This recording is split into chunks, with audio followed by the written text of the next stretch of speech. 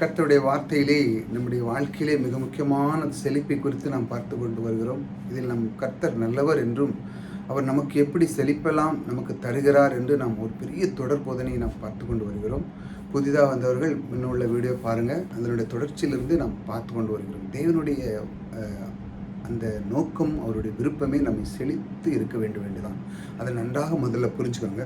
இந்த வாழ்க்கையில் செழிப்பு என்பது ரொம்ப முக்கியம். அதனால தான் கர்த்தர் நமக்கு நல்லவராக இருந்து நமக்கு எல்லா விதத்திலுமே அவர் செய்கிறவர், நம் கூடவே இருக்கிறார். நம் தேவன் நல்ல தேவன், உயர்ந்த எண்ணங்கள் திட்டங்களை நமக்குள்ளே வைத்திருக்கிறார். பாருங்கள், அவர் எல்லாத்திலுமே அவர் சொல்கிறாரு, நீ எல்லாத்திலுமே செழிப்பாக இருக்கணும், உனக்கு குறை இருக்கிறது அப்படின்னு சொல்லி உங்கள் மேலே ஒரு அற்புதமான ஒரு எண்ணத்தையும் ஒரு நோக்கத்தையும் வைத்திருக்கிறார். நம்ம அவர் ஆசீர்வதிக்கவே அவர் விரும்புகிறார். பாருங்கள், நம் கர்த்தர் நல்லவர், பொருளாதார செழிப்பு கர்த்தருடைய சித்தமாக இருக்கிறது, அவருடைய விருப்பமாக இருக்கிறது. பாருங்கள், நாம் செழித்திருப்பதுதான் கர்த்தருடைய சித்தமாகவும் இருக்கிறது. அதுதான் உண்மை.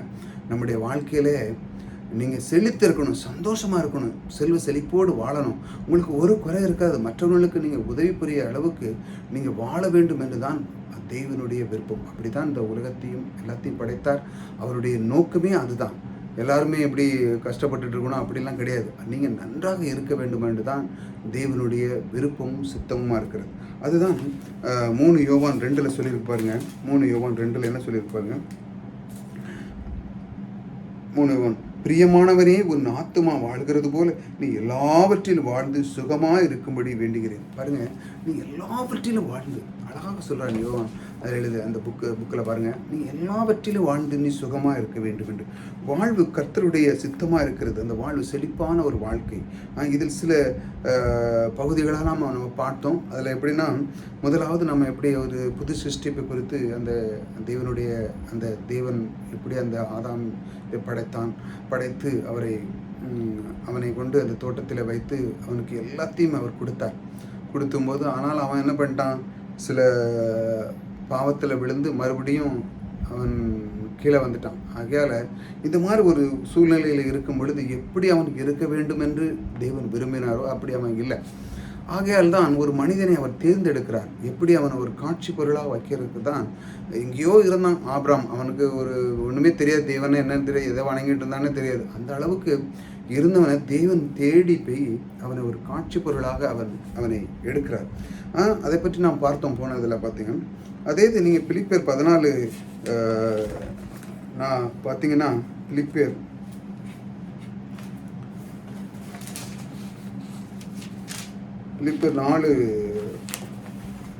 4:19 நீங்கள் பார்த்தீங்கன்னா அதில் கொடுத்துருக்கு பாருங்கள். என் தேவன் தம்முடைய ஐஸ்வர்யத்தின்படி உங்கள் குறைவுகளெல்லாம் கிறிஸ்து இயேசுவின் மகிமையால் நிறைவாக்குவார். இந்த பாருங்கள், அந்த தேவன் பாருங்கள் எப்படி அவனை ஆபிரகாமை காட்சி பொருளாக வைத்தாரோ அது யார் மூலமாக இந்த ஒரு நல்ல ஒரு அற்புதமான ஒரு செழிப்பு தேவனுடைய அந்த ஐஸ்வர்யத்தின் மூலமாக அது நடந்தது. அவர் தான் அதை கொடுக்கிறார். அவருடைய ஐஸ்வர்யத்தின்படி நம்மை ஆசீர்வதிக்கிறார். அவர் நீங்கள் நினைக்கலாம் இது போதும் அப்படின்னு, அந்த அளவுக்கு இல்லைங்க. அவர் இதை விடையும் மேலான ஒரு ஆசீர்வாதத்தை அவருக்கு இதெல்லாம் ரொம்ப சின்னது, நீங்கள் நினைக்கிறத இதெல்லாம் ரொம்ப சின்னது. ஆனால் தேவன் ரொம்ப பெரிய ஆசீர்வாதத்தை வைத்திருக்கிறார். ஏன்னா தேவனிடத்தில் நம்ம அதை சொல்லும் பொழுது, தேவனிடத்தில் நாம் பேசும் பொழுது அதையே நாம் பார்த்து கொண்டிருக்க அந்த நிமிஷத்திலே தேவன் அந்த காரியத்தை செய்து முடிக்கிறார். அந்த மாதிரி தேவன் அந்த ஐஸ்வர்யத்தின்படி நம்ம அவர் நன்றாக இருந்தால்தான் அவருக்கு ஒரு மகிமையும் அவர் ஒரு புகழ்ச்சியும். நான் நன்றாக இல்லைன்னா என்ன, அதில் ஏதாவது கிடைக்க போகிறதா? உலகம் கடவுள் அறியாத முடியாமல் நன்றாக ஒருத்தனும் இல்லைன்னா உலகத்தில் கடவுளை அறிய முடியாது. செல்வ செழிப்போர் இருக்கும்போது பார்த்து யாருப்பா அந்த இப்படி ஆசீர்வதித்தது அப்படின்னு பார்ப்பாங்க. யாருமே இல்லாமல் ஒன்றுமே இல்லாமல் இருந்ததுன்னா யார் கடவுள்னு என்ன தெரியாது. அதனால தான் இப்படிப்பட்ட ஒரு அந்த காலத்தில் ஒரு நிலை இருந்தது. அதனால தான் ஆபிரகாமை தெரிந்து கொண்டார். அவனை எடுத்து அவனுக்கு பல வாக்குத்தத்தம் கொடுக்குறாரு. நான் உன்னை பெரிய ஜாதியாக்க, உன்னை ஆசீர்வதிப்பேன், உன் பெருமைப்படுத்துவேன், உன்னை ஆசீர்வதிப்பேன், உன்னை சவிப்பேன், இப்படி அள்ளி வீசுறாரு. ஆசீர்வாதத்தை அள்ளி வீசி ஏகப்பட்ட ஆசீர்வாதத்தை அவனை கொடுத்து மற்றவர்கள் பார்த்து பொறாமப்பட அளவுக்கு, எங்கள் அப்பா என்ன ஒரு இது பெரிய செல்வந்தனாக இருக்கான், அந்த அளவுக்கு பூமியை கொள்ள முடியாத அளவுக்கு அவன் பெரிய பணக்காரன். அந்த அளவுக்கு தேவன் அவனை ஆசீர்வதிக்க உடன்படிக்கை பண்ணு. அந்த மாதிரி ரெண்டாவது உடன்படிக்கை என்பது ஒரு அற்புதமான ஒன்று. தேவனுள்ளே வைத்த எண்ணங்கள் தான் அது மூலமாக வரும். உடன்படிக்கை என்பது எப்படி தெரியுமா? தேவன் ஒன்று கொடுத்துருக்காருன்னா, அவர் உள்ளத்தில் இருந்ததை அவர் உடன்படிக்கை பண்ணியிருக்காரு. அதை என்ன வெளிப்படுத்தணும். ஒரு ஆசை இருக்குது, அந்த ஆசையை எப்படி நிறைவேற்ற? உடன்படிக்கை பண்ணணும். நான் உனக்கு செய்வேன்ப்பா, கண்டிப்பாக செய்வேன். உள்ளத்துக்குள்ள ஆசை இருக்குது, உடனே செய்ய முடியாது டக்குன்னு. ஆனாலும் தேவன் அதை ஒரு உடன்படிக்கையாக செய்து அவனுக்கு கொடுக்குறாரு. நான் உனக்கு கண்டிப்பாக பண்ணுவேன் அப்படின்னு உடன்படிக்கை. அதில் தான் அந்த உடன்படிக்கை ரொம்ப சாதாரணமாக நினைக்கிறேன். அந்த காலத்தில் மனிதர்கள் ஒருத்தருக்கு ஒருத்தர் இப்படி பண்ணுவாங்க, உடன்படி உனக்குள்ளது எனக்கு அப்படின்னு. ஆனால் தேவன் எப்படி ஒரு மனிதன், சாதாரண ஒரு மனிதனிடத்தில் உடன்படிக்கை பண்ணால் அவன்கிட்ட ஒன்றுமே கிடையாது. அவன்கிட்ட என்ன இருந்து பயம் இதுதான் இருந்துச்சு, அவனுக்கு ஒன்றுமே கிடையாது. பயம், சந்தேகம் இந்த மாதிரி தான் இருந்தது. ஆனால் தேவன் உடன்படிக்கை பண்ணார் பாருங்க. எவ்வளோ அவன் ஒரு பாக்கியமான இருந்திருப்பான் பாருங்க. அவர் உடன்படிக்கை பண்ணி, நீ வா நான் உனக்கு இதெல்லாம் பண்ணுறேன்னு சொல்லி ஒன்றுமில்லாதவனுக்கு எல்லாத்தையும் கொடுக்குறாரு. அவன் கொஞ்சம் தான் கேட்டான். ஆனால் தேவன் அந்த அளவில் அவர் அளவு பெருசு. ஆனால் அதை பார்க்கும்போதே நமக்கே பொறாமப்படும். அந்த அளவுக்கு தேவன் அவனை மிகப்பெரிய பணக்காரனாக்குறார் பாருங்க. தேவனும் அந்த உடன்படிக்கை என்பதே தேவனுடைய எண்ணங்களை வெளிப்படுத்த தான் பாருங்க. இந்த உடன்படிக்கை அதுலேருந்து என்ன ஒரு இருக்குன்னா, அதில் செழிப்பு கர்த்தர் வைத்திருக்கிறார். உடன்படிக்கையில் பல காரியம் இருக்கிறது, ஆனாலும் அதில் மிக முக்கியமானது செழிப்பு. அதை ரொம்ப நான் கவனமாக படிக்கிறேன். அதில் நம்ம போனதில் ஒரு 4 இது பார்த்தோம். 4 ஒரு அம்சங்களை பார்த்தோம். முதலாவது எப்படி கர்த்தர் தேடி அவனுக்கு உடன்படிக்கை பண்ணுகிறார். ரெண்டாவது பார்த்தோம், பெரியவர் அவர் சிறியவன் இடத்துல. இந்த காலத்தில் நமக்கு ஒரு சிறியவர்கள் பெரியவரிடத்துல தான் போய் ஏதாட்டும் உதவி கேட்பாங்க, எனக்கு பண்ணுங்க வாங்கன்னு. ஆனால் தேவன் சிறியவரிடத்துல வர்றாரு, அவங்ககிட்ட உடன்படிக்கை பண்ணுறாரு பாருங்க. அந்த அளவுக்கு பிறகு சொல்ல என்னுடையதெல்லாம் உன்னுடையது, உன்னுடையதெல்லாம் என்னுடையது அப்படிங்கிறது ஒரு பண்ணுறாரு. ஆனால் தேவன் ஆனால் லாஸ்ட்டில் ஒன்று தெரியும், மாக்கு மாறாது, ஜீவனை கொண்டு சொல்லுகிறார். அதில் ஒரு உடன்படிக்கை என்பது ஜீவன். அந்த இடத்துல ஆடு பலியிட்டிருக்கு, புறாக்கள் பலியிட்டிருக்கு, அது மாறாது. தேவன் சொல்ல இது மாறவே மாறாது, சொன்னதான்.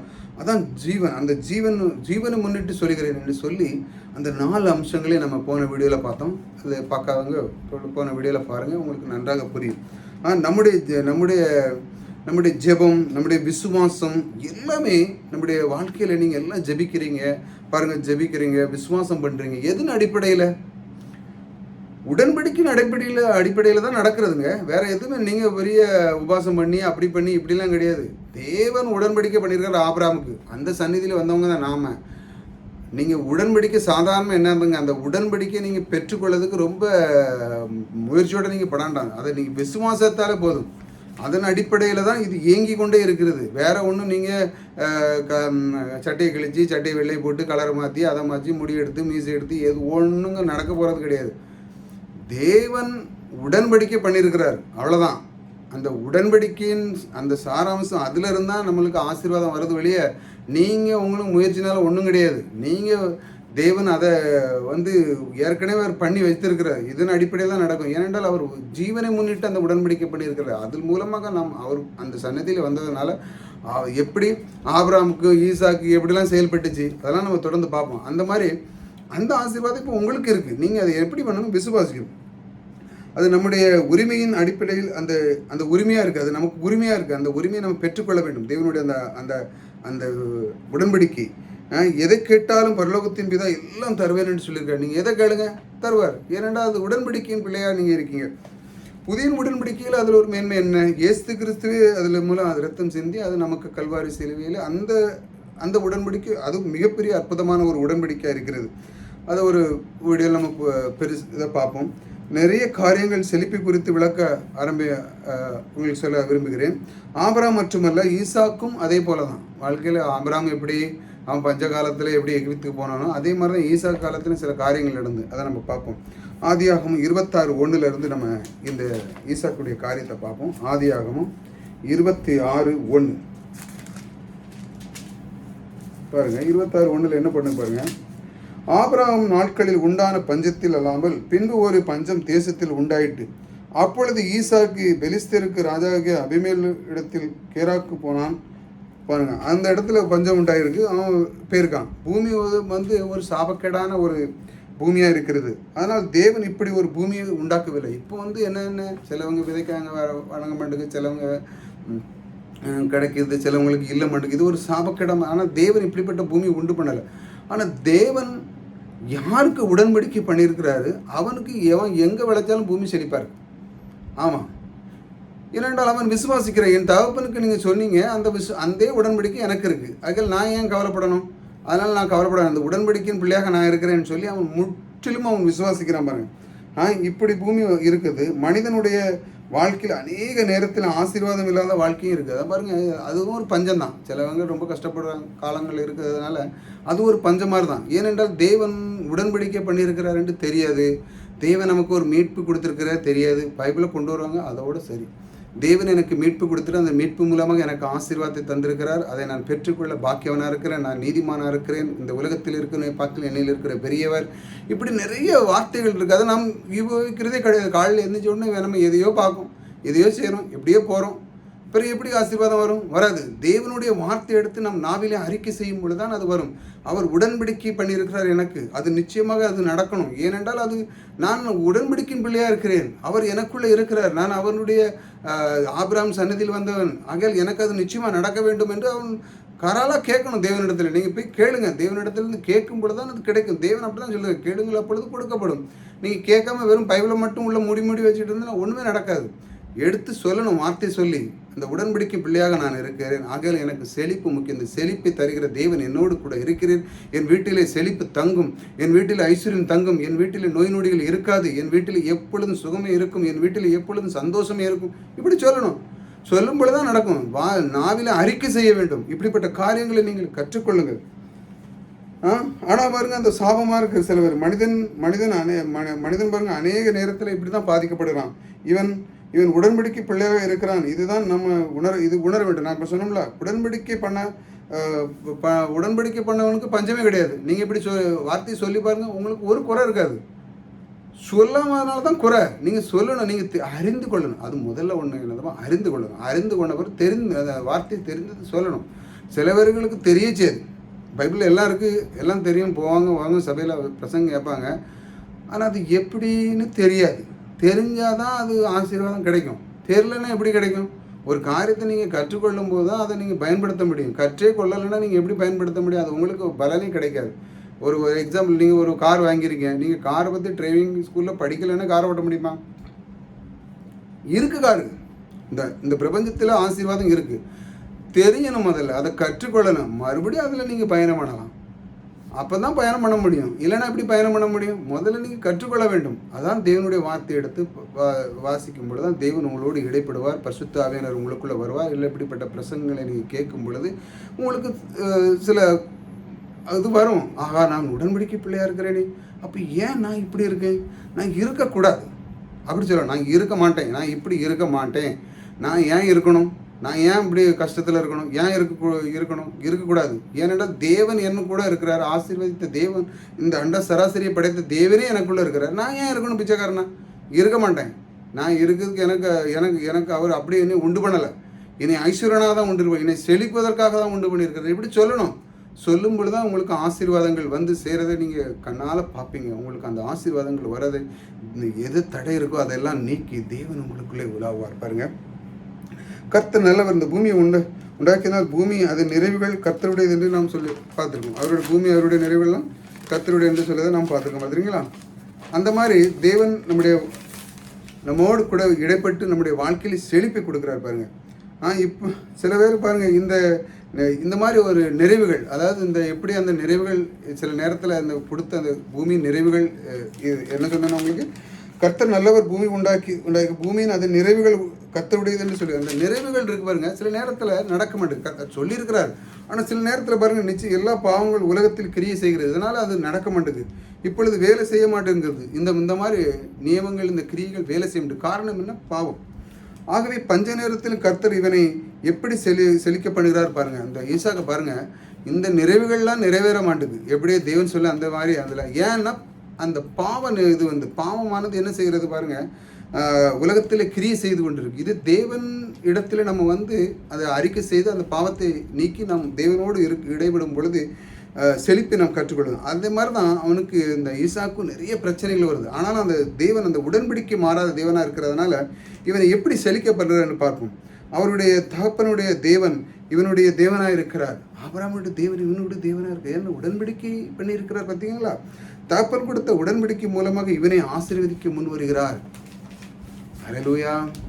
இதுதான் ரொம்ப முக்கியம். நம்முடைய மூதாரிகள் அந்த மாதிரி தேவனோடு அந்த ஒரு அற்புதமான காரியத்திலே இருந்து தேவனுக்கு கீழ்ப்படிந்து தேவன் அவர்களோடு இந்த உடன்படிக்கை பண்ணியிருக்கிறார்கள், பெற்றிருக்கிறார்கள். அந்த உடன்படிக்கை பாருங்கள், அது வாழையடி வாழையாக வேலை செய்து கொண்டு இருக்கிறது. பாருங்கள், அபிரகாம் முடிஞ்சு ஈசாக், இப்படி ஒவ்வொரு சன்னதியாக வேலை செய்கிறது. எத்தனை சன்னதி வந்தாலும் சரிதான், அதிலிருந்து வந்தவர்கள் தான் நாம். தேவனை ஏற்றுக்கொள்ளும் பொழுது நாம் அதிலிருந்து நாம் இருக்கும் பொழுது அந்த ஆசீர்வாதமும் நம்மளுக்கு இப்போ வேலை செய்கிறது. அதை நீங்கள் நல்ல கவனமாக புரிஞ்சுக்கணும். அதான் ஆதியாகமம் 22 மறுபடியும் அந்த 26:2 பாருங்கள். கர்த்தர் அவனுக்கு தரிசனமாகி, நீ எகிப்துக்கு போகாமல் நான் உனக்கு சொல்லும் தேசத்து குடியிரு அப்படின்னு சொல்கிறார். பாருங்க, அது இந்த இடத்துக்கு போ அப்படின்னு சொல்கிறாரு. போயிட்டு அடுத்த வார்த்தை பாருங்கள். இந்த உலகம் இந்த ஊரில் பஞ்சமாக இருக்கு. அவன் இடம் இருக்கிறானே அந்த இடம் பஞ்சமாக இருக்கு. ஆனால் நீ என்னை விசுவாசித்தனால் உனக்கு ஒரு குறை இருக்காதுன்னு தெரிஞ்சு சொல்கிறார்.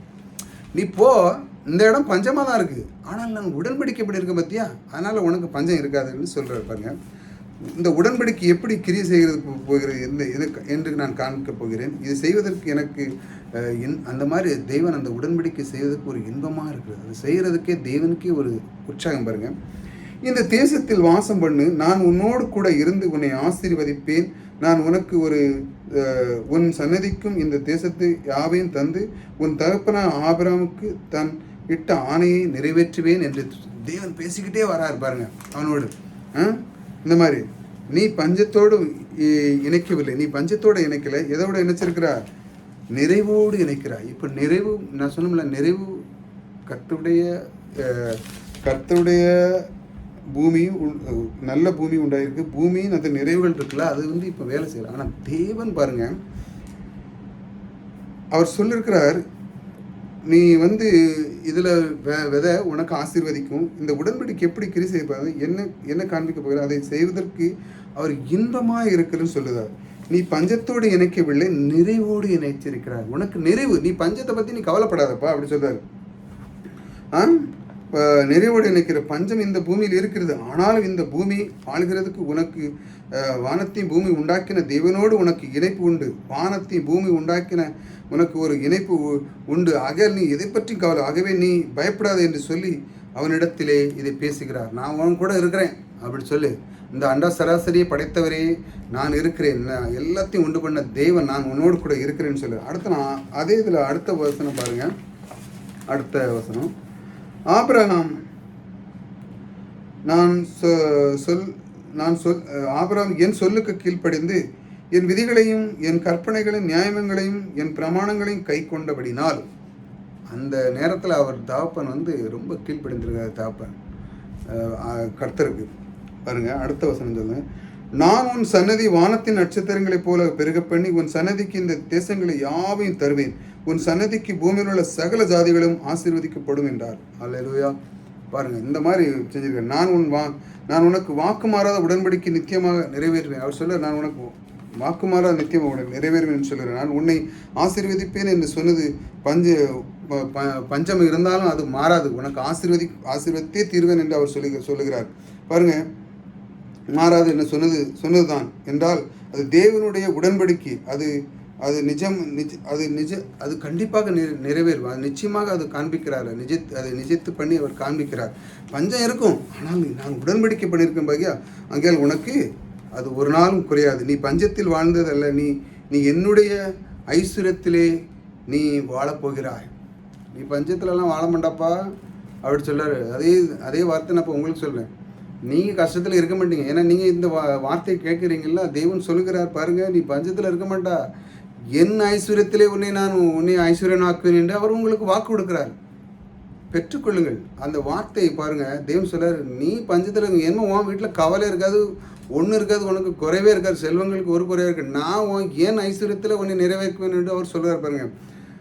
உன்னை வாழ வைக்க போகிறேன்னு சொல்லுவார். நான் கொடுக்கும் ஐஸ்வர்யத்தில் நீ வாழப்போகிறார் என்று என்று அவர் காண்பிக்க போகிறார். உங்கள் வீட்டில் என்ன உங்களுக்கு குறைவே இருக்காது, ஐஸ்வர்யமங்கள் தங்கும் உங்கள் வீட்டில், குறைவே இருக்காது. அடுத்த வசனம் பாருங்கள், 26:11 ஒன்று பண்ணுவாங்க. பின்பு அபிலமுக்கு இந்த புருஷனாகிலும் இவன் மனைவியாலும், இது எதில் ஒரு அடிப்படையில் நான் சொல்கிறேன்னா, இதுக்கு முன்பாக இதே மாதிரி தான் ஆபிரகாமுக்கு எப்படி அவன் எகிப்தில் போகும்போது அவன் மனைவி தங்கச்சின்னு சொன்னானே, அதே மாதிரி திரும்ப அந்த பாபிலோன் அந்த இடத்துல போய் எகிப்திலிருந்து மறுபடியும் அவன் வெளியே வரும்போது அவன் எப்படி பணக்காரனாக வந்தான், எல்லாம் ஆடு மாடுகள் எல்லாம் கொடுத்து. அதே மாதிரி இவனுக்கு ஒரு பிரச்சனை, ஈசாக்கும் அப்படி செய்யும்போது இவனுக்கும் அதே மாதிரி தான் ஒரு பிரச்சனை. இதுவும் அவன் தங்கச்சின்னு சொல்லி அந்த மாதிரி சொல்லும்போது தான் நீ இப்படி சொல்லியே அப்படின்னு சொல்லி அவன் சொல்கிறான். அந்த அந்த ராஜா சொல்கிறான், பின்பு அபிமேலுக்கு இந்த புருஷனாகிலும் இந்த மனைவியாகிலும் தொடுகிறவன் நிச்சயமாக கொலை செய்யப்படுவான் என்று எல்லா ஜனங்களுக்கும் அறிய சொன்னான். நீ ஏன்ப்பா இப்படி சொல்லலாம்? ஏன்னா அவன் கூட இருந்து விளையாடுறத அவன் அங்கேருந்து பார்த்துருக்கான். கணவன் மனைவி கூட விளையாண்டுட்டு இருக்கத அவன் அங்கேருந்து பார்த்துருக்கான். அந்த ராஜா பார்த்துட்டு, நீ இப்படி ஏன் தங்கச்சின்னு சொல்ல, இப்படி செஞ்சால் நாங்கள் ஏதாட்டு தவறாக ஈடுபட்டு இருந்தால் எப்படி ஆயிருக்கும், இதெல்லாம் தப்புன்னு சொல்லி அந்த ஒரு பெரிய ஒரு ஹிஸ்ட்ரி வருது. அந்த இடத்துல வரும்போது இப்படி சொல்கிறாங்க பாருங்கள். அந்த ஈசாக்கு அங்கேயும் அவனுக்கு ஆண்டவர் அந்த ராஜாவுக்கு மூலம் தயவு கொடுக்குறாரு. ராஜாக்கள் பார்வையில் தயவு அவனுக்கு கிடைக்கு பாருங்கள். திரும்பவும் அந்த அந்த ராஜாவின் உள்ளத்தில் பாருங்கள் திரும்பும்படியாக செய்யக்கூடிய ஒரு உடன்படிக்கையாக இருக்கிறதுனால அந்த மாதிரி ஒரு தேவன் அவனோடு இடைப்பட்டு எல்லாத்துலேயுமே அவனை மீட்டு எடுக்கிறார் பாருங்கள். இந்த மாதிரி செய்தது. அடுத்தல அதே 12 பாருங்கள். அடுத்தல 20, ஈசாக்கு அந்த தேசத்தில் விதைத்தான், கர்த்தர் அவனை ஆசீர்வதித்ததினால் அந்த வருஷம் 100 மடங்கு பலனடைந்தான். நீங்க அப்பா, அது ஒரு பஞ்சதேசம். என்ன பாருங்க, வெளியே நாட்டில் போய் நீங்கள் இருந்து பெரிய பணக்காரரானா அங்கே உள்ளவனே பொறாமப்படுவாங்க. ஆமாம், நீங்கள் இப்போ ஒரு ஸ்டேட்டு விட்டு ஒரே நாட்டுக்குள்ளே இருந்து நீங்கள் ஒரே நாட்டுக்குள்ளே இன்னொரு இடத்துல இருந்து இருந்தாங்களாம், நீங்களே பணக்காரன். அவன் இந்த வருஷம் எத்தனை வருஷமாக இங்கே இருந்திருப்பான், ஆனால் நீங்கள் பெரிய பணக்காரன் ஆயிடுவீங்க. இந்த சில ஸ்டேட்டில் இருக்க ஸ்டேட்டு விட்டு ஸ்டேட் ஆனால் பக்கத்தில் இருக்க பார்க்க எங்கேருந்து வந்தான், பிச்சைக்காரனை மாதிரி வந்தான், ஒன்றுமே இல்லாத வந்தான். அன்றைக்கி பாரு, அவங்ககிட்ட நம்ம கையேந்த அளவுக்கு வந்துட்டோம். அப்போ அந்த யார் இந்த ஆண்டவர், யார் இவனை இப்படி ஆசீர்வதித்தா அப்படின்னு பொறாமைப்பட அளவுக்கு வந்துடுவாங்க பாருங்கள். அமோக விளைச்சல் அந்த தேவன் அவனுக்கு கொடுத்தார். இப்படிப்பட்ட காரியத்தில் எத்தனை பேர் நீங்கள் விசுவாசிங்க பாருங்கள். தேவன் பாருங்கள், அந்த மாதிரி பஞ்சம் இருக்கிற இடத்துலேயும் தேவன் 100 மடங்கு கொடுக்குறார். அந்த நாட்டில் வாய்க்கும் கஞ்சியும் இல்லாத இடம், ஒன்றுமே இல்லை, ஏதோ கிடக்கும் காடி ஈடியும் குடிச்சிட்டு அப்படியே கிடந்த இடத்துல இவன் விதைக்கிறான் 100 மடங்குங்க. எப்படி இருக்கும்? பொறாமப்படாமல் என்ன செய்வாங்க? எங்களுக்கு ஒன்றுமே இல்லை, நீ எதையும் செய்தால் உனக்கு ஆடு மாடுகள் வளருது, கழுதைகள் வளருது, அப்படி செய்கிறது இப்படி செய்கிறது, நீ விதைக்கிறதெல்லாம் வளருது, இப்படிலாம் பார்க்குறவன் என்ன நினைப்பான்? இந்த அளவுக்கு அவனை உயர்த்துறாங்க. எப்படி? உடன்படிக்கையின் அடிப்படையில். அந்த உடன்படிக்கை, ஜீவனை முன்னிட்டு சொல்லுகிற அந்த உடன்படிக்கை தான் அது ரொம்ப முக்கியம். ஆபிரகாமுக்கு கொடுத்துருக்குறாங்க, அந்த சன்னதியை கண்டிப்பாக செஞ்சு தான் ஆகணும். எப்படி முடியாதுன்னு சொல்ல முடியாது தேவனால், ஏன்னா உடன்படிக்கை பண்ணியிருக்கிறார். நீங்கள் ஒருத்தருக்கு உடன்படிக்கை நீங்கள் ஒருத்தருக்கு சொல்லுங்கள். அந்த காலத்தில் பாருங்கள், சொன்னோம்ல, ஒருத்தருக்கு ஒருத்தர் உடன்படிக்கை பண்ணுங்க, எனக்குள்ளது உனக்கு, எனக்குள்ளது உனக்கு. அது ரொம்ப ஒரு வெயிட்டான ஒரு காரியம். நீங்கள் ஒருத்தருக்கு சொல்கிறீங்க, வாக்கு சொல்லி. அந்த காலத்தில் நான் பார்த்துருக்குறேன், எங்கள் அப்பாலாம் சில பேர்களுக்கு நிலம்லாம் கொடுப்பாங்க. அந்த இடத்துலையா நீ வச்சுக்கப்போ, சொன்னது தான், அதுக்கு ஒரு மறுவேலையே கிடையாது. அதை நீ வச்சுக்க அப்படின்னா வச்சுக்கட்டணும். அந்த மாதிரி ஒரு வார்த்தையில் வெயிட் இருந்து, அந்த வார்த்தை அதே மாதிரி தான் தேவன் சொல்லியிருக்கிறாரு. நான் செய்வேன், கண்டிப்பாக செய்வேன் அப்படின்னு வாக்கு மாறாத தேவன். அதான் அப்படிப்பட்ட தேவன் நமக்குள்ளே இருக்கிறாருங்க. அப்படிப்பட்ட தேவன் நமக்குள்ளே இருக்கிறார். அமோக விளைச்சல் கொடு. கர்த்தர் நம்முடைய வாழ்க்கை இப்படியா செய்கிறார். இப்படி எத்தனை பேர் நீங்கள் வாழ்க்கையில் விசுவாசிங்க. எனக்கு 100 மடங்கு எங்கே போனாலும் சரிதான், என் கர்த்தர் என்னையே ஆசீர்வதிக்கும். எனக்கு குறைவே இருக்காது. நான் எல்லாத்தையும் இருந்தனும் மற்றவர்கள் கொடுக்குற வண்ணம் நான் எங்கே இந்த உலகத்தில் நான் எங்கே இருந்தாலும் என்னோடு கர்த்தர் இருக்கிறார் என்று சொல்லி எத்தனை பேருங்க சொல்கிறீங்க? கர்த்தரை நிறைய பேர் மறுதளிக்க தான் செய்தவங்களே, இப்படி நேசிக்கிறவங்க எத்தனை பேர்? என் கர்த்தர் என்னோடு கூட இருக்கிறார், என்னோடு கூட இருந்து என்னை ஆசீர்வதிக்கிற என்ன கூட எனக்கு ஒரு குறை கிடையாது. ஏனென்றால் நான் என் உடன்படிக்கை தேவனாக இருக்கிறார். என்னை விசுவாசிக்கிற என்னோடு இருக்கிறார். நான் அவரை விசுவாசிக்கிறேன். அவர் என்னோடு கூட இருந்து எனக்கு எல்லா காரியம் வாக்கிய பண்ணுகிறவர் என்னோடு கூட இருக்கிறார். எத்தனை பேருங்க விசுவாசிக்க? இப்படி விசுவாசிக்க வேண்டும். கர்த்தர் நம்முடைய வாழ்க்கையில் இப்படிப்பட்ட செய்வார் என்று நாம் சொல்கிறோம். ஆபிரகாம் தேவனே, ஈசாக்கின் தேவனே என்று நாம் எத்தனையோ சொல்லுகிறோம். ஆனால் பாருங்கள், சில பேருக்கு அந்த இதெல்லாம் இப்படி இருக்கா? சில பேர் இப்படிப்பட்ட இரக்கம், மன உருக்கம் இதெல்லாம் இருக்கா? தயவு இருக்கா? இப்படிலாம் நிறைய சொல்லுவாங்க. இப்பொழுதெல்லாம் இருக்கா? இதெல்லாம் எனக்கு நடக்குமா? அப்படிலாம் ரொம்ப பேசுகிறவங்க இருக்காங்க. ஆனால் நான் சொல்கிறேன், அவர் ஏனேற்றும் இன்றும் மாறாத தெய்வம். அவர் உடன்படிக்கை என்றும் வேலை செய்கிறதுங்க. அது நிச்சயமாக நீங்கள் அனுபவிக்கும் பொழுதுதான் அதை படித்து கற்றுக்கொண்டு அதில் அனுபவிக்கும் பொழுதுதான் அது உங்களுக்கு தெரியும். அவர் என்றென்றைக்கு மாறாதாக இருக்கிறார். இயேசு கிறிஸ்து மூலமாக தன்னையே வெளிப்படுத்தின அன்று இருந்தது போல, அந்த அன்பு இருந்தது போல இப்பொழுதும் அது அந்தே இருக்கிறார். இன்றும் நமக்கு செய்யக்கூடிய தேவன் நம்மோடு கூட இருக்கிறார். கர்த்தர் நம்மை பூமியை ஆசீர்வதிக்கப்பட்ட பூமியாக அந்த நமக்கு கொடுக்கிறார். கர்த்தரால் நமக்கு ஆசீர்வதிக்க பூமி கொடுக்கிறார். கர்த்தரால் உடன்படிக்கை பண்ணப்பட்டவன் என்று நான் பார்க்க வேண்டும். இதுதான் ரொம்ப முக்கியம். நான் கர்த்தரால் உடன்படிக்கை பண்ணப்பட்ட நானாக இருக்கிறேன், ஆகையால் எனக்கு குறை இருக்காது என்று பார்க்கணும். அடுத்தது 26:13 பாருங்கள். 26:13 என்ன போட்டுருக்கு பாருங்கள். அடுத்தது, அவன் ஐஸ்வர்யவன ஆகி வர வர விருத்தி அடைந்து மகா பெரியவனானான். மகா பெரியவன் ஆயிட்டான் அவன். நான் மெய்யாகவே விசுவாசிக்கிறேன். இதெல்லாம் ரொம்ப விசுவாசிக்க வேண்டிய ஒரு அற்புதமான ஒரு தருணம் இது. அப்படி சொல்லி அவனை வர வர விருத்தியாகிறாரு. இப்படி எத்தனை பேருக்கு அந்த மாதிரி ஒரு அற்புதமான ஒரு வாக்கியம் உங்களுக்கு கிடைக்க வேண்டும் என்றால் நீங்கள் உடன்படிக்கை பிள்ளையாக இருக்க வேண்டும் என்று நீங்கள் விசுவாசிக்க வேண்டும்.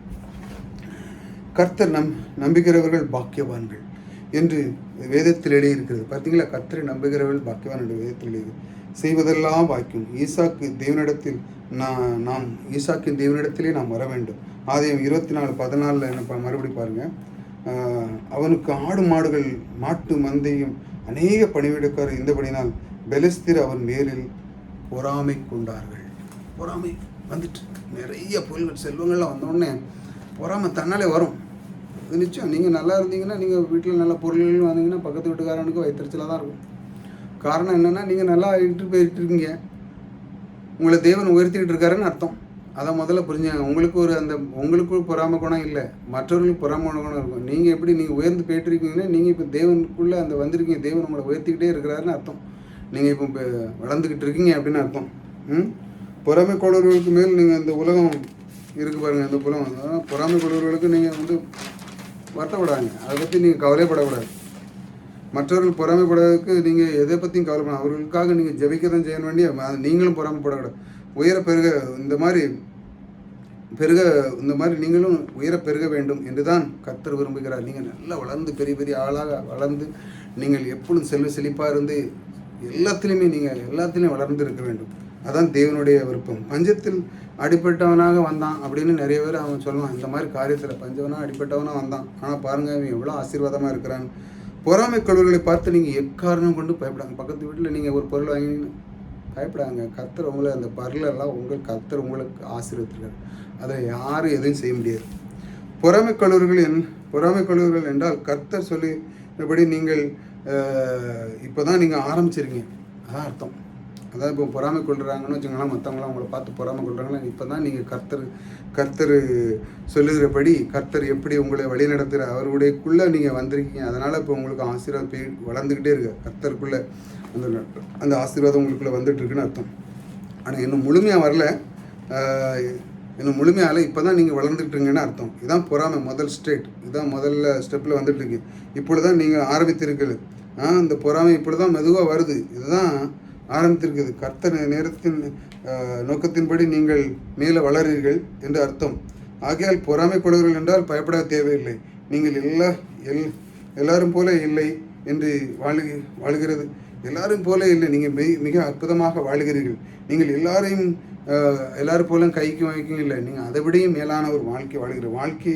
அந்த மாதிரி ஒரு கஷ்டத்திலையும் நஷ்டத்திலையும் இல்லை, நீங்கள் அதை விடையும் மேலான ஒரு வாழ்க்கை தேவன் உங்களுக்கு அருள்கிறார். நம் வித்தியாசமானவர்கள், ஜீவனுள்ள பிள்ளையாக நாம் இருக்கிறோம், உடன்படிக்கை மக்களாக இருக்கிறோம். நம்முடைய சொந்த இரத்தத்தினால், தம்முடைய சொந்த இரத்தத்தினாலே தம்முடைய மீட்பை கொடுத்திருக்கிறார். உடன்படிக்கை செய்திருக்கிறார். நிச்சயமாக கர்த்தர் செய்திருக்கிறார். பொறாமை கொள்கிற போது பயப்படக்கூடாது. அவர்கள் மற்றவர்கள் நீங்கள் அவர்களுக்காக கர்த்தருக்காக துதியுங்கள், அவர்கள் செய்யுங்கள். இப்பொழுது கர்த்தருக்கு விருப்பம் இந்த மாதிரி அவர் இந்த லெவலில் அவர் உங்களுக்கு கொண்டு வந்திருக்கார். கர்த்தருடைய விருப்பத்தில் கொண்டு வந்து உங்களை வளர்த்து கொண்டு இருக்கிறார். அடுத்தல பாருங்கள், அடுத்தல 26:6 பாருங்கள். அடுத்த வசனம் பாருங்கள். ஆதியாகமம் 26 பாருங்கள். 26:6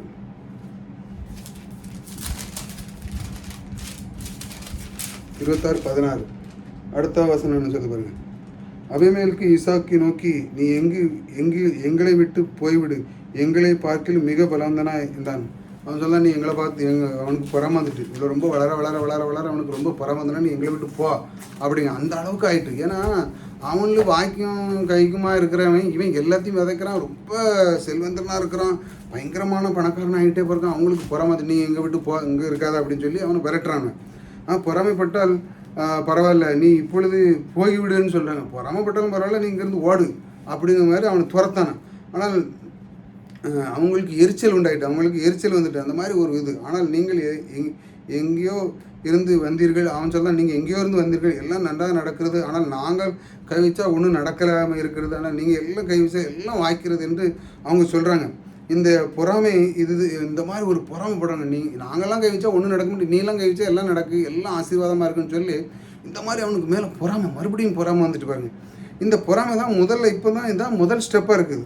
அதிகமாக இந்த ஸ்டெப்பு இதுதான் முதல்ல இருக்குது. நிச்சயமாகவே கர்த்தர் விருப்பத்தின்படி இப்போ தான் நீங்கள் வளர ஆரம்பிச்சிட்ருங்கன்னு அர்த்தம். அடுத்த 17 பாருங்கள். அப்பொழுது ஈசாக்கு அவ்விடம் விட்டு புறப்பட்டு கேராரின் பள்ளத்தாக்கிலே கூடாரம் போட்டு அங்கே குடியிருந்தான் பாருங்கள். அதுக்கப்புறம் அங்கே குடியிருந்திருக்கான் பாருங்கள். அவனுக்கு எங்கே போனாலும் ஒரு பிரச்சனை என்னதம்மா, ஆபிரகாமுக்கு எப்படி இருந்தால் பிரச்சனை இருக்கும், பொறாமல் இருக்கும். பஞ்சத்தில் எதிர்கள் இந்த இரண்டுமே அவர்கள், இந்த தாப்பனவங்களும் ரெண்டும் இதே மாதிரி சந்திச்சாங்க. இந்த உலகம் இப்படிப்பட்டதான் இயங்கி இருக்கு. பொறாமை குணமால தான் இயங்கி கொண்டு இருக்கிற பாருங்க. இந்த உலகத்தின்படி இருக்கு, கடவுளுடைய உதவி இல்லாமல் வாழ்ந்து கொண்டு இருக்கிறார்கள். வாழ்க்கையில் நிறைய பேர் கடவுள் இல்லாமல் இப்படிப்பட்ட மற்றவர்கள் பார்த்து பொறாமைப்பட தான் முடியும், வழியே மற்ற ஒன்றுமே முடியாது. தவிர கடவுளை நம்பி நான் முன்னேற வேண்டும் விரும்பும் அப்படின்னு எத்தனை பேர் வராங்க. அவன் பொறாமதான். கடவுளை நம்பி நானும் முன்னேறணும் அப்படின்னு எத்தனை பேர் இருக்காங்க. என்ன முடியும், மிகுந்த குறைவுகளாக இருக்கிறார்கள். இப்படிப்பட்ட உலகம் இருக்கிறது. இந்த மாதிரி பொறாமை குணம் இருக்குது, பஞ்சம் இருக்கிறது. மற்றவர்களை பார்த்து பொறாமைப்பட தான் முடியும், வழியா மற்ற எதுவுமே செய்ய முடியாது. கர்த்தர் என்னையும் ஆசீர்வதிப்பார். நான் ஒருவன் ஆசீர்வதிக்கப்படுகிறான் என்றால் ஈசாக்கு ஆசீர்வதித்த அந்த கடவுள் ஒருவர் இருக்கிறார் என்றால் அந்த கடவுளும் என்னை ஆசீர்வதிப்பார் என்று அப்படி நினைக்க வேண்டும். இப்படி நினைத்தால்தான் நம்முடைய வாழ்க்கையிலே வாழ முடியும். இந்த மாதிரி ஒரு எண்ணங்களை நமக்குள்ளே கொண்டு வரணும் பாருங்க. விசுவாசிக்க ஆரம்பிக்க வேண்டும் என்ற இந்த விசுவாசம், அவரையும் ஆசீர்வதித்தார், என்னையும் வைப்பார் என்று சொல்லி நீங்கள் அந்த விருப்பம் கொள்ளும்போது தான் இந்த மாதிரி ஒரு ஆசீர்வாதத்துக்குள்ளே நீங்கள் வர வேண்டும். ஒரு மனிதனை ஆசீர்வதிக்க தேவன் என்னையும் ஆசீர்வதிப்பா. கஷ்டம், அதில் ஏதாவது கஷ்டம் இருக்கா, அவனையும் ஆசீர்வதித்து என்னையும் கஷ்டமாக இருக்கா. ஆனால் விசுவாசிக்கிறோம், அது அவனு கஷ்டமே கிடையாது. நான் என்னை ஒருவர் ஆசீர்வதித்து கண்டால் நான் என்ன செய்ய வேண்டும்? ஒருத்தர் நல்லா இருக்கிறாங்கன்னு சொன்னீங்கன்னா முதல்ல நீங்கள் அவங்கள பார்த்து பொறாமைப்படவே கூடாது. கர்த்தர் ஆசீர்வதித்திருக்கிறார், அதற்கு நன்றி. புதிதாக ஒரு பொருள்கள் வாங்கிட்டான்னு கங்க்ராச்சுலேஷன், ரொம்ப நன்றி நம்ம அப்படின்னு சொல்லி நீங்கள் வாழ்த்தும் பொழுது தான் தேவன் விரும்புகிறார். ஆகா, இவனுக்கும் இது ஆசை பொழுக்குன்னு சொல்லி உங்களுக்கு கிடைக்கும். நீங்கள் பொறாமைப்பட்டால் நீங்கள் தான் கீழே போவீங்க, வெளியே மேலே வரவே முடியாது. தேவன் எல்லாம் கொடுக்குற தேவன், அதாவது அந்த ஆசீர்வாதத்தை கொடுக்கும் பொழுது ஆகா, இப்பேற்பட்ட தேவன் உங்களுக்கு கொடுத்துருக்கிறாரு, இந்த தேவன் யார் என்று நீங்கள் பார்க்க வேண்டும். என்று ஒருவன் அந்த மாதிரி பட்டால் நீங்களும் இந்த தப்பாக எடுத்துக்கொள்ளக்கூடாது, இப்படி எடுத்துக்கொள்ளக்கூடாது. ஆனால் இந்த பாருங்கள், இந்த உலகம் இப்படிப்பட்ட உலகமாக தான் இருக்கிறது, பொறாமை குணமாக இருக்கிறது. நான் அதை எப்படி பார்க்க வேண்டும்? கடவுள் ஒருவர் இருக்கிறார், அவனை ஆசீர்வதித்த தேவன் என்னையும் ஆசீர்வதிப்பார். நானும் இவனைப் போல வர முடியும் என்று நீங்கள் நினைக்க வேண்டும். இவனைப் போல என்னால் வர முடியும், நான் அறிந்து கொள்வேன் என்று சொல்லி பொறாமையின் ஏன் வைக்கிறார் என்றால் பாருங்கள், கர்த்தர் இந்த பொறாமை இந்த மாதிரி எண்ணங்கள்லாம் ஏன் இந்த மாதிரி வருதுன்னு ஒரு அழகான ஒரு உதாரணத்தை பாருங்கள். ஏன் வைக்கிறார் என்றால் ஜீவனுள்ள தேவன் தெரிந்து கொள்வதற்காகத்தான். பாருங்கள், ஆதியாகும் இந்த பொறாமைகள்லாம் வைக்கிறது இப்படிப்பட்ட மக்கள் இருந்து அவங்கள அறிந்து இப்படி இருக்கிறாங்களே சொல்லி அவங்களும் வரணும், அந்த மாதிரி இதுக்கு தான் அவர் வைக்கிறார். அடுத்தல பாருங்கள், 21-24 படிக்கும். வேறொரு துறவை வெட்டினார்கள், அதை குறித்து வாக்குவாதம் பண்ணினார்கள். ஆகையால் அதுக்கு சித்தனா என்னும் பெயரிட்டான்.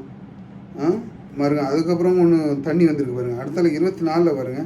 அன்று ராத்திரியிலே கர்த்தர் அவனுக்கு தரிசனம், நான் உன் தகப்பனாக ஆபிரகாம் தேவன், பயப்படாதே, நான் உன்னோடு கூட இருந்து உன் உழைக்காரன ஆபிரகாம் நித்தம் உன்னை ஆசீர்வதித்து உன் சந்நிதியை பெருக பண்ணுவேன். தேவன் விடவே இல்லை.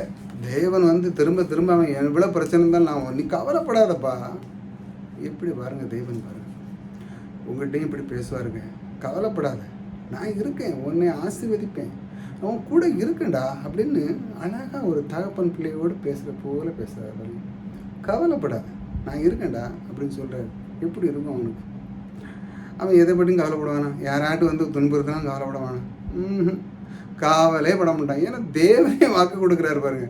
நீ ஏன் கவலைப்படுற? நான் இருக்கேன், அவங்க அப்பாவுக்கு சொன்ன வாக்கு தான் உனக்கு எல்லாத்தையும் நிறைவேற்ற போகிறேன் அப்படின்னு சொன்ன உடனே சும்மா சாதாரணப்பட்ட ஆட்களே நான் இருக்கேன்டா, எதனாலும் செய் பிந்தாசா, நான் இருக்கேன்னு ஒரு வார்த்தை சொல்லி பாருங்கள். அவன் எப்படி இருப்பான் தெரியுமா? அவனுடைய எனர்ஜிலாம் எப்படி இருக்கும்? தாப்புனே பார்த்து நான் இருக்கேன்ப்பா, உனக்கு என்ன வேணும், உனக்கு எல்லா பொருளும் நான் வாங்கி தரேன்னு சொன்னோன்னே அந்த பிள்ளைக்கு என்ன வேணும்? அப்படியே சந்தோஷ பூரிப்பாக இருப்பாங்க. அந்த அளவுக்கு மனுஷனே இப்படி செய்யும்போது அண்டா சராசரி படைத்தவர், உலகமே அவர் கைக்குள்ளே இருக்குது. அவர் உங்களுக்கு வாக்கு கொடுக்குறாரு. எப்படி சொல்கிறாரு பாருங்கள், பயப்படாத. முதல்ல அதான், டோன்ட் வெரி, கவலைப்பட, டோன்ட் ஃபேர். தேவன் பயப்படாத, நான் உன்னோடு கூட இருந்து உன் ஊழியக்காரன் ஆபிரகாம் நித்தம். பயப்படாத, ஃபேர் பண்ணாத, கவலைப்படாத, வரி பண்ணாத, நான் உன் கூட இருக்கிறேன்னு சொன்ன உடனே பிறகு நீங்கள் என்ன கவலைப்படக்கூடாது. தேவனுடைய வார்த்தைகளை பாருங்கள், அவருடைய நோக்கத்தை வெளிப்படுத்துது பாருங்கள். அல்லேலூயா. இப்படிப்பட்ட ஒரு தேவன் நம்ம கூட இருக்கும்போது நமக்கு எங்கெங்கே குறைவு இருக்கும்? செழிப்போடு இருப்பீங்க. இப்படி வார்த்தைகளை நீங்கள் எழுதி வச்சு படிக்கும் பொழுது தான் அவங்களுக்கு செழிப்பு தன்னாலே வீட்டில் நிற்கும். வேத புத்தகம் பாருங்கள், சும்மா ஏதோ மத சடங்கு மாதிரிலாம் நீங்கள் நினைக்கக்கூடாது. தேவனுடைய எண்ணங்கள் அதில் வெளிப்படுத்துது பாருங்கள்.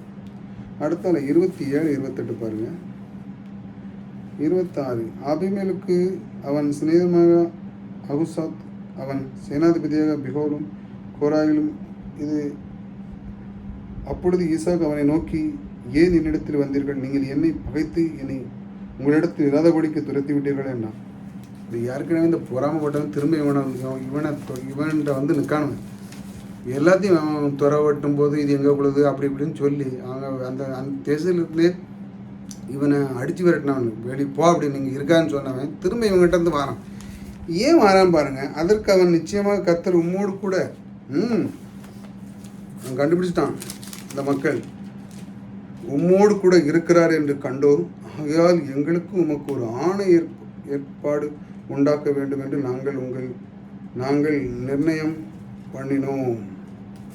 பயந்துட்டான்.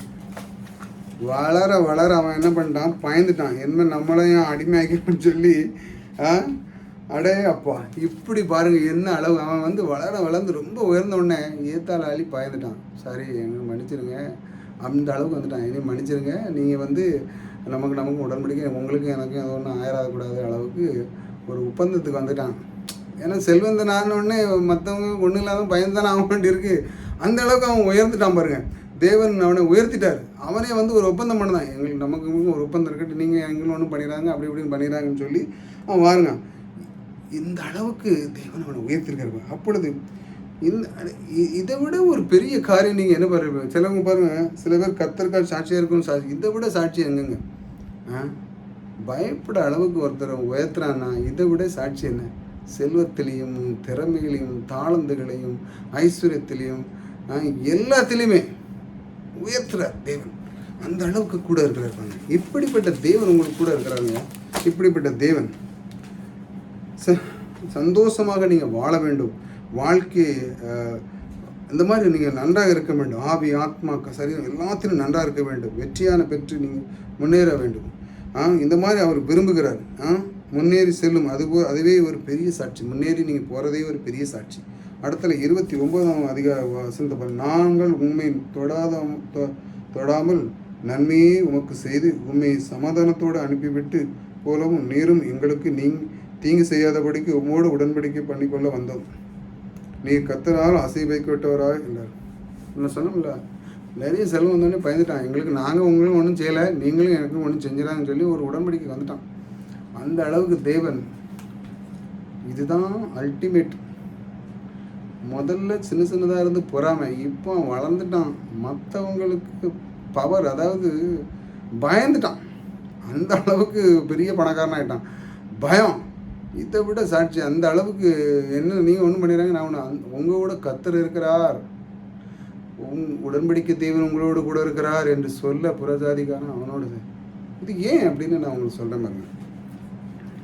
ஒரு பெரிய பயம் உங்களுக்கு உள்ளே வந்துட்டு ஜனங்களை பார்த்து பயப்பட செய்தாங்க. உபாகம் இதில்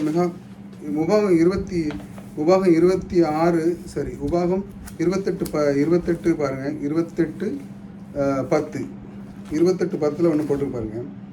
அப்பொழுது கர்த்தருடைய நாமம் உனக்கு தரிக்கப்பட்டது என்று பூமியின் ஜனங்கள் எல்லாம் கண்டு உனக்கு பயப்படுவார்கள். இது ரொம்ப முக்கியம். உன்னுடைய நாமம் தரிக்கப்பட்டிருக்கு, பூமியில் உள்ள மக்கள்லாம் உன்னை பார்த்து பயப்படுவார்கள்னு சொல்லி உபாகத்தில் ஒரு வசனம் இருக்குது. அது உண்மை, முற்றிலும் உண்மை. ஏன்னா தேவனுடைய வார்த்தை இருந்தது. தேவன் நமக்குள்ளே வரும் பொழுது, நம்மை ஆசீர்வதிக்கும் பொழுது மற்றவர்களுக்கு பார்த்து ஒன்று புறம்படுவாங்க, இல்லைன்னா பயப்படுவாங்க. அந்த அளவுக்கு நீங்கள் முன்னேறுவீங்க அந்த உடன்படிக்கை தேவன் மக்களாக இருக்கும்போது. கர்த்தர் ஜனங்களை செழித்து மற்றவர்களை பார்க்கும் படியாக செழிக்க வைத்து பார்க்கும்படியாக தான் அவர் விரும்புகிறார். அதைத்தான் அவர் விரும்புகிறார். நீ பயப்பட வேண்டாம், பொறாமை கொள்வர்களை நீ பயப்படாதுன்னு சொல்லுவார். அப்படி அதை பார்த்து கர்த்தர் அவர்களுக்கு கூட இருந்து அந்த மாதிரி ஒரு காரியத்தை செய்கிறார். கர்த்தர் உயர்த்த வேண்டும். இதில் என்ன ஒரு முக்கியமான ஒரு அர்த்தம் என்னன்னா, ஒரு பொறாமை கொள்கிற அந்த எண்ணங்கள் இதெல்லாம் வந்தானா பாருங்கள், ஏன் அந்த கர்த்தர் ஜனங்களை செழித்து மற்றவர்களை பார்த்து பயப்படபடியாக செழிக்க வேண்டும் என்று வச்சிருக்கிறான்னு பாருங்கள். ஏன் பயப்பட வேண்டும்? ஏன் பொறாமை கொள்ள வேண்டும்? கர்த்தர் அவர்களுக்கு விரோதியா? மற்றவர்களுக்கு விரோதியாங்க? ஏன் ஒரு மனுஷனை எடுத்து இப்படி பண்ணுறாரு, ஆனால் மற்றவர்களுக்கு அவர் விரோதியா? இல்லையே, தேவனும் அவர் தானே படைத்தார், ஏன் விரோதி? அப்படி தேவனுடைய அந்த நோக்கம் இப்படிதான். அப்படி அதை பார்த்தாவது கர்த்தரிடம் வர வேண்டும். எல்லாத்தையும் தெரியாது, தேவன் யாருன்னு தெரியாது. ஒருத்தனை தூக்கி ஒரு காட்சி பொருளாக வச்சு அவனை பெரிய உயர்த்தும் போது, ஆகா எப்பேற்பட்ட தேவனோடு யார் அப்படின்னு தேடி வரணும். அதுக்கு தான் அவனை வச்சிருக்கிறார். இந்த பொறாமை கர்த்தர் உங்களுக்கு மேலே அப்படிலாம் ஒன்றும் கிடையாது. புரஜாதிகாரங்க யாரும் கிடையாது. உங்களை உயர்த்துறாருன்னா உங்கள் மூலமாக அவர் அங்கே வரணும். நீங்கள் அந்த அளவுக்கு சாட்சியாக இருக்கணும், தேவனுக்கு இருக்கணும். என் தேவன் கர்த்தாதி கர்த்தர் என்னை உயர்த்திருக்கிறான்னு சொல்லி நீங்கள் சொல்லும் பொழுது தேவனுடைய அந்த அன்பு அதெல்லாம் வெளிப்படுகிறது பாருங்கள். மற்றவர்கள் உங்களை பார்த்து தேவனிடத்தில் வர வேண்டும் என்று தான் சொல்லி தான் அப்படி அவர் வச்சிருக்கிறார். கர்த்தர் உயர்த்த வேண்டும். கர்த்தரை அதை பார்த்து நீங்கள் கற்றுக்கொள்ள வேண்டும். அவர்களுக்கு ஆசீர்வதிக்கப்பட வேண்டும். அவர்களை நீங்கள் அதை பார்த்து நீங்கள் கற்றுக்கொள்ளணும். அவர்களும் நன்றாக இருக்க வேண்டும். இதைத்தான் இப்படி இருக்க வேண்டும் என்று தான் இது நன்றாக இருக்க வேண்டும் என்று தான் பரவ வேண்டும். இதுதான் கர்த்தருடைய விருப்பமும் அருமையாக இருக்கிறது. இந்த விருப்பமாக இருக்குது. அருமையானவர்களே, இந்த வார்த்தை உங்கள் மனதில் இருக்க வேண்டும். இந்த வார்த்தை மாதிரி எப்படி பாருங்கள், அவர் எப்பவும் உங்களை விரும்புகிறார், உயர்த்த வேண்டும். கர்த்தருக்கு அவர் எப்பவும் உங்களை உயர்த்திக்கொள்ளே இருக்க வேண்டும் தான் விருப்பம். இந்த வார்த்தை உங்கள் மனதில் வையுங்கள், இதையே நீங்கள் சிந்திங்கள். கர்த்தர் நல்லவர், உங்களை அவர் ஆசீர்வதிக்க விரும்புகிறார். ஆசீர்வாதம் செழிப்பு அவருடைய சித்தமாக இருக்கிறது. திட்டவட்டமாக இது வேதம் போதிக்கிறது. ஈசாக்கு செய்த அந்த தேவன் உங்களோடு இருக்கிறார். அதனால் நீங்கள் எதை பற்றி நீங்கள் கவலைப்படாங்க. இந்த மாதிரி ஒரு சத்தியத்தை நீங்கள் எப்பொழுதும் மனதில் வச்சு கொண்டே இருக்கணும். உடன்படிக்கை தேவன் என்னோடு கூட இருக்கார்கள், செழிப்பு எனக்கு சொந்தம் என்று சொல்லி நீங்கள் அதில் உறுதியாக இருக்க வேண்டும். இப்படிப்பட்ட சத்தியத்தை தொடர்ந்து கேளுங்கள். புதிதாக சப்ஸ்கிரைப் பண்ணி கொள்ளுங்கள். தேவன் உங்களோடு கூட இருந்து எல்லா செழிப்பும் தருகிற தேவன் உங்களோடு கூட இருக்கிறார். கர்த்தர் உங்களை ஆசீர்வதிப்பார்.